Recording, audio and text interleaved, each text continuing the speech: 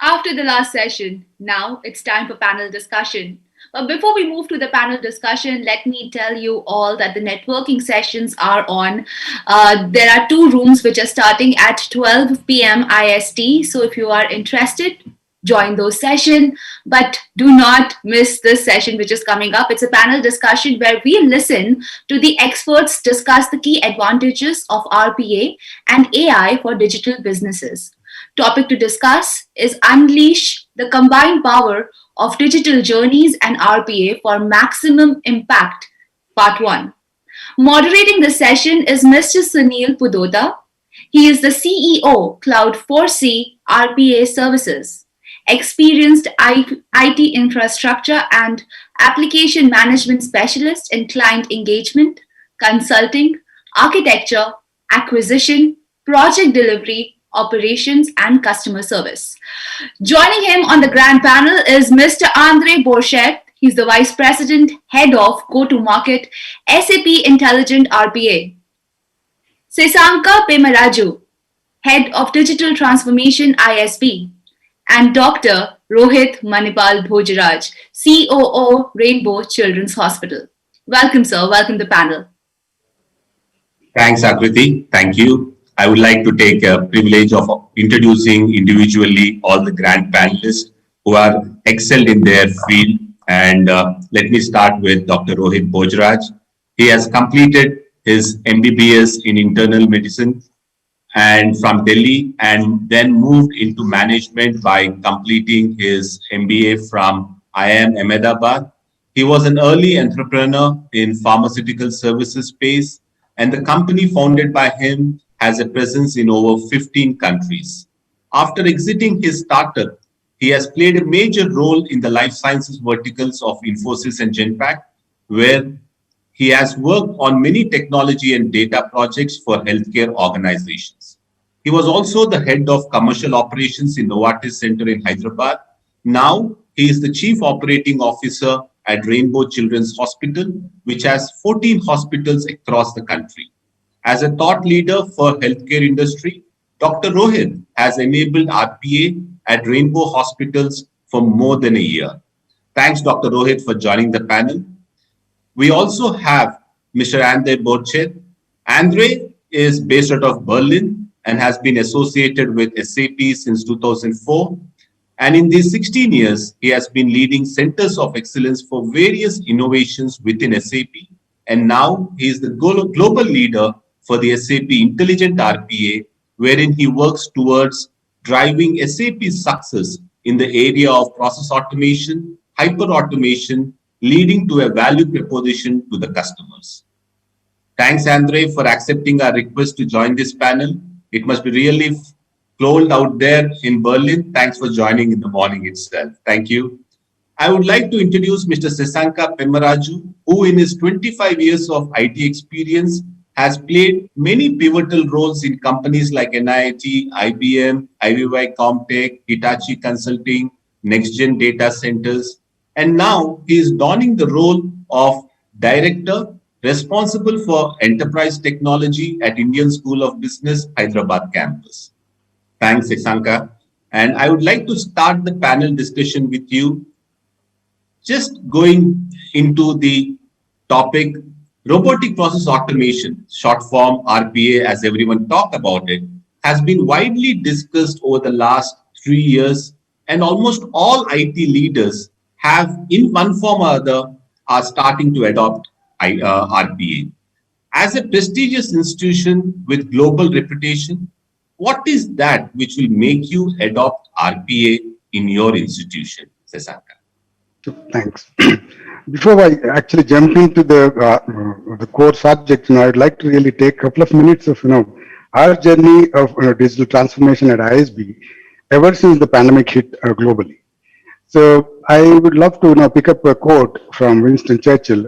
He said, no crisis should go to waste. So when I say go to waste, obviously whether it's a good crisis or a bad crisis, it always brings in an underlying opportunities for us to explore innovative ways of doing our business. So at ISB, it is not an exception as well. You look at in the month of March, India as a government, announced lockdown, and then we all were asked to shut down our operations. That was the time in the month of March, fag end of the March, where our 2020 course of PGP classes were going on. That was the last couple of weeks of sessions were pending, and then exams were also due. So we were forced to evacuate the campuses with plus 1,000 plus of students. We were asked to send them home. So we've gone ahead and then let go of the students to their homes in such a way that we've taken all the security and safety measures. Then immediate week, we shifted our on-campus sessions to online, and then delivered the last 2 weeks of sessions on online digital platform. And we also conducted the exams for all the students. And then after that, we made sure that we've done the graduation ceremony online as well. This is the first ever time we have done such a thing. Had it been not the pandemic, we would have not really ventured into this kind of innovation that we have done here.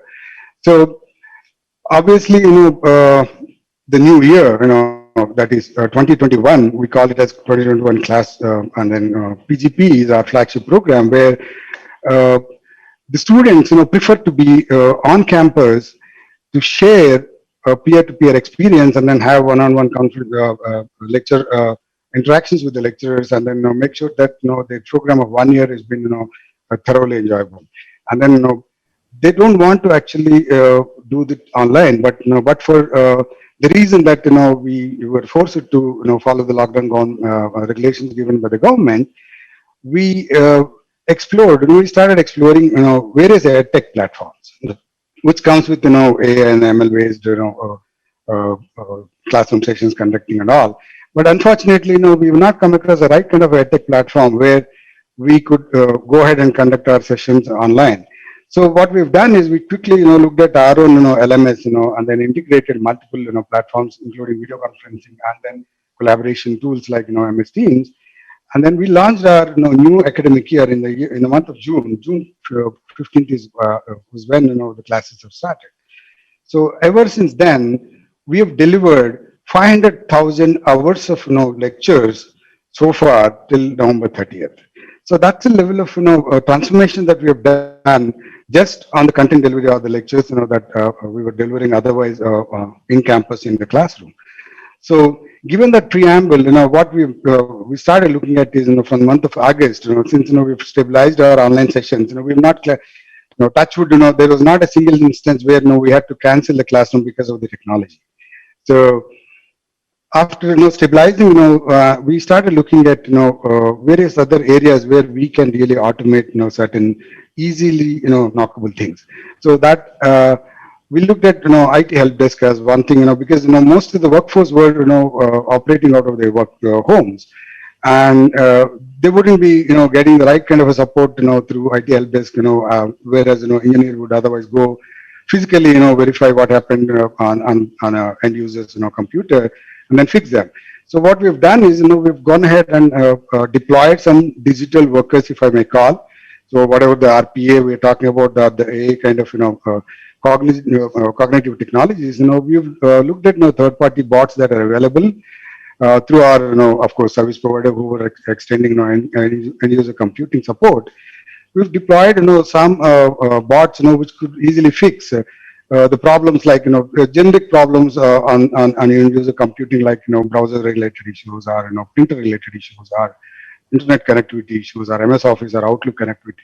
All these things we put together and then built a set of bots, delivered it to the end user computer in such a way that they are now self-healable and self-serviceable. So the dependency on IT help desk has drastically come down. So it also triggered in such a way that the volume of IT help desk tickets have come down by 20 to 22% in the last couple of months. So now we started looking at some of the business application areas. So being an education institute, we've gone ahead and deployed SAP in the year 2006. Ever since 2006, we started deploying various modules, including student lifecycle management and material management and FICO, financial accounting as well. So what I would like to really learn out of this session, we have Andre, we have Dr. Rohit, who have been there, done that in the past with regard to RPAs and digital workers, is how best we can leverage upon these tools is something that I would like to really understand, so that we can streamline the processes and then reduce the dependency on human, and then automate routine and repetitive tasks, so that we don't need to worry about a person has to really come to office and then log in and then work on kind of thing. So these are the couple of areas I wanted to really look at, and then wanted to take some inputs from Andrea as well on automating simple tasks on the business application side, which I have a couple of examples probably I would give after, if you have any questions to ask about. Thanks, Sasanka. Andre, before you answer Sasanka's question directly, I would like to hear from you the global perspective of RPA and how RPA is getting adopted globally. Yeah, perfect. Thank you, Sunil. That's a great question. And I believe, first of all, I would like to confirm what Santa laid out. 2020 has been an interesting year. We all have been faced with the pandemic situation. That really accelerated, I would say, the adoption of technology to drive digital transformation at our customer side. So from that perspective, there's also an opportunity. And if you, from a global perspective, take a look into the robotic process automation market, or as Gartner would say it is, there is a huge potential, not just for service and software vendor provider companies. There is a huge potential for customers to actually really save money, save time in automating repetitive tasks. Alone in the finance space, Gartner is estimating 25,000 hours that can manually actually been saved. Just think about the amount of time, the amount of money that this entails. And really, by infusing AI technologies into the whole process, which is also the topic of today's session, and I'm going to share some examples later on, there is a net value of 2.9 trillion to actually being released in terms of business value. So the opportunity out there is vast. The opportunity out there is big. What we've seen so far is RPA technologies has been around for a couple of years now. We see a little bit of a stagnation of adoption because most of these initiatives are quite, let's say, IT-centric, or can only be deployed and been built by IP departments. And if you take a look into trends like hyper-automation, where bot building and bot automation capabilities are now also being exposed towards business users to really put it into the hands of people that understand the business context and that can help shape business processes going forward, that will definitely be also a game changer in releasing more deployments of RPA bots, more automation in context of business. And last but not least, I believe we haven't fully grasped the opportunity yet of infusing artificial intelligence in the whole bot design and execution process to really go into a self-learning, self-optimizing automation of tasks and processes. So I believe the opportunity is big. We see adoption in every industry across different line of processes. And this is a topic for large companies and for small companies. And we see that RPA is not just a quick fix to a broken process or task.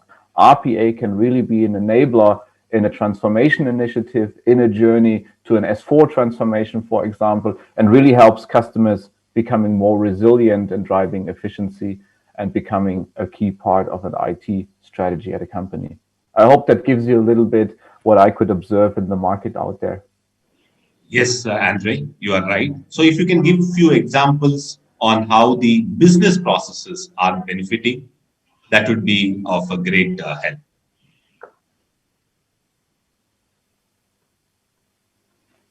Sure, absolutely. I believe, as I said, RPA is a cross-line of business topic, maybe something that resonates with everyone. Sasanka, I'm not sure if that's something also from your perspective, but what we see an area of improvement is definitely the whole area of invoice processing. Sasanka, I'm not sure if that is a requirement on one of your sites. Not sure if you hit the bullseye. You hit the bullseye. That's great, because that is typically something we see at multiple customers, right? So the reconciliation and the automating the paying process for invoices is something we see at multiple customers. It's cross industries, and here I believe maybe that's to the benefit of all. From an RPA perspective, there is several steps that we can help addressing in, let's say, automating such an account payable process, right? And that starts with defining a bot, either in an attended or an unattended mode. Attended meaning there is a human supervising the bot and basically kickstarting the process, or in an unattended mode that can be triggered for anything out of the system. And what we see in the area of invoice automations, I mean, they're coming in various different formats, most likely as an email attachment, where we ask the bot to basically open the email, open the attachment, really reviewing the document. And here we're going into a space, I believe, where machine learning can play a big role. And I have a customer example, which I would like to explain, to really classify and scan the document, extract the information, and start doing the goods receivement and invoice reconciliation, matching in the system, basically, and then starting to do the supplier payment posts, and only make sure, okay, if we have deviations from that process, that you either involve a human, or that you find other mechanisms to automate basically this process. And I want to touch a little bit more in detail on this classification, because I believe here is where automation by bots and artificial intelligence really come together. And we have a customer out of Germany, which is goes by the name of Villeroy and Boch. It's a manufacturing of ceramics.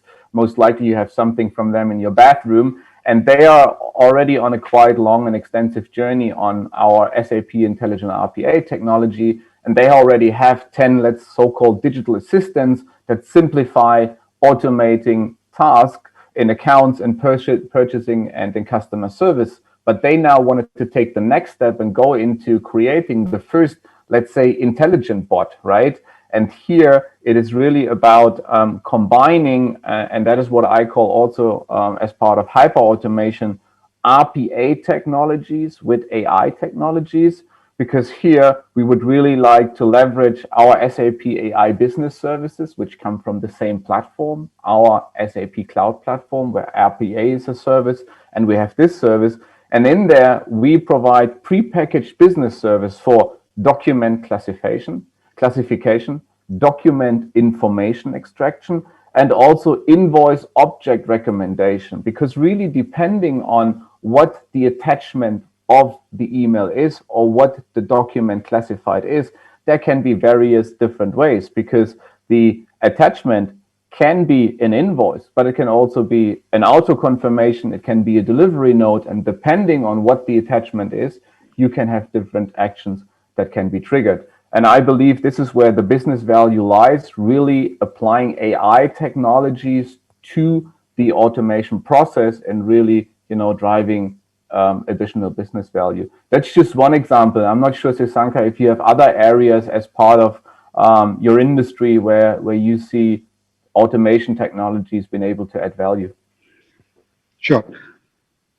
So, Thanks, go ahead. So, Dr. Rohit, Rainbow Hospitals has implemented RPA in your business processes. What have been your experiences over the last 1 year of implementation?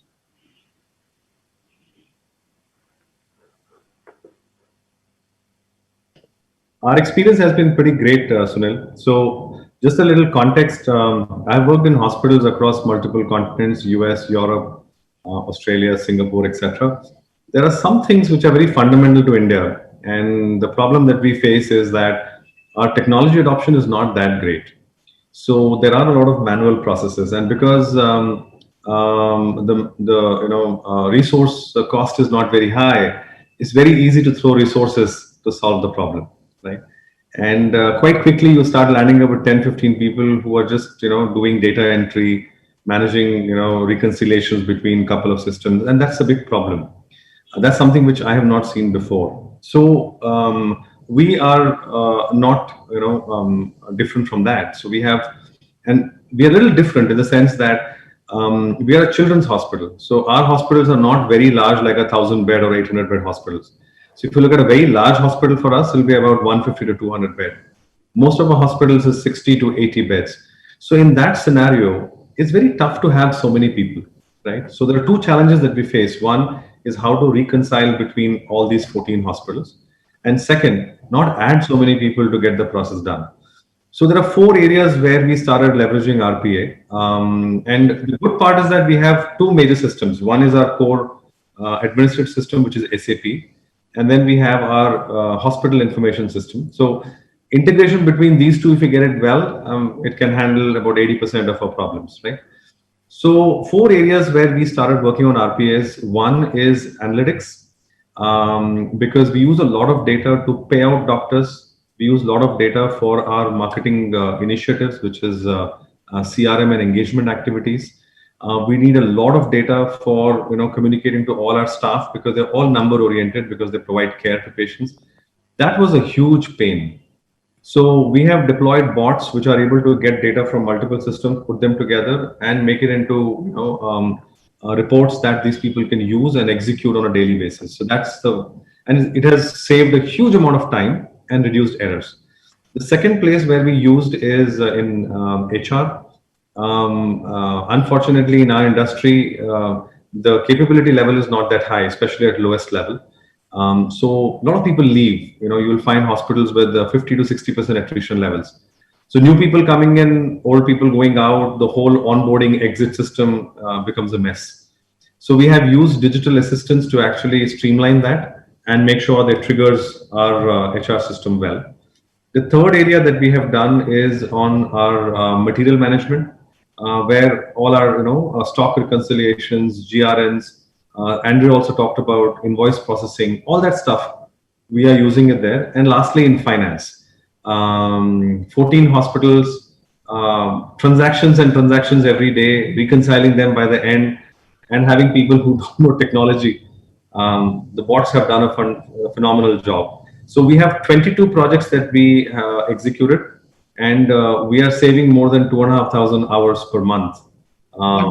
And all the people who were just doing data entry, they're all gone.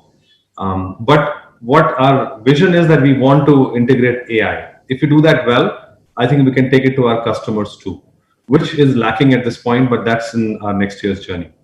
I think you answered my second question, which I had in mind. What is that in your mind for 2021? So you gave me the answer before. No, AI is the way. And the way we have used RPA is a lot in automating mundane tasks, is what people talk about. Okay. But mundane tasks are the ones that drive insights for doing excellent stuff.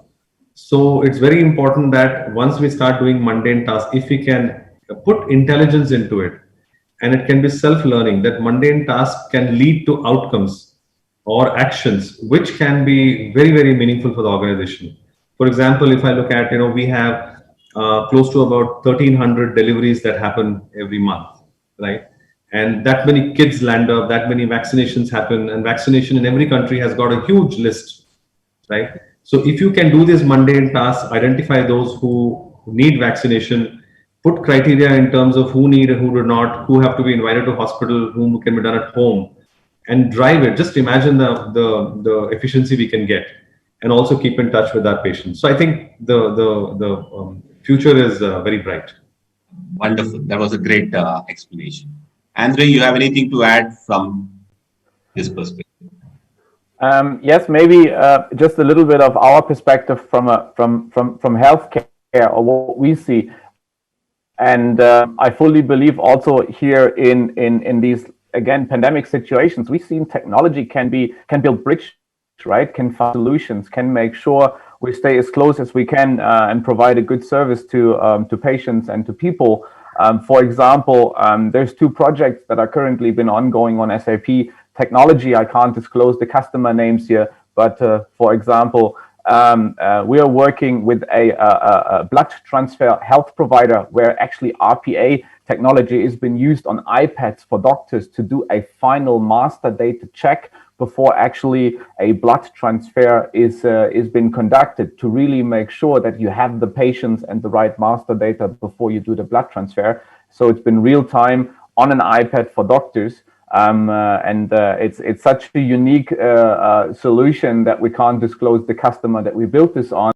But another case that we're currently in a project, and there's a huge, very renowned, let's say, medical university globally that also populates daily data on the spread of the virus. So you might know who am I talking about. And we are working with them and really using RPA and bots to automate selecting information from hospitals, from service providers about free bed capacities, ventilation and intensive care use capacities, and really making sure we're unifying, consolidating data in an automated way into a global picture. So from those perspectives, analytics and also giving doctors really validation services for patients is something that we see in the healthcare space. So I couldn't agree more with you, Rohit, on the ability of using technology in that space.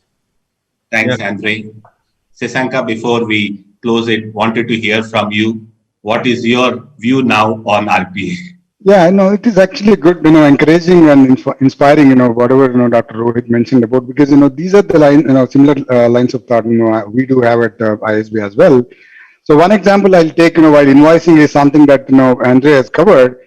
There are, many more, other areas within education sector, like, scheduling the classes and then, uploading the course content on a daily basis, which are like manual. Apart from that, the core business related, like, admission process, like student enrollment process, where students, in an average, in one academic year, we get about 20,000 applications cut across multiple programs that we offer. PGP, PGP Pro, PGP Max, we have, gamut of, courses that we offer. So every student is mandated to upload close to about five documents.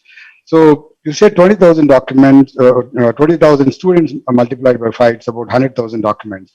So after they upload, it could be a transcript with, CGPA rating or, mark sheet kind of a thing.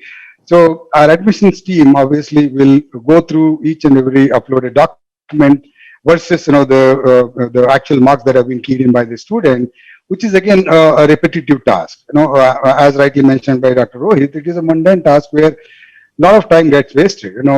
I did some math around even that, we can easily save 60 to 70 man working days if you take 8 hours a day as working hours.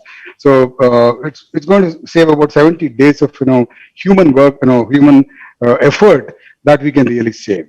So invoicing also, like, in a year, we process about 7,500 invoices, verifying them against the delivery challans and then, against the PO and then, see the amounts, all these things are going to take a lot of time for us. That itself, we could really save if at all we deploy, attended or unattended RPA tool, we will be able to really save at least 100 days kind of working effort by the humans.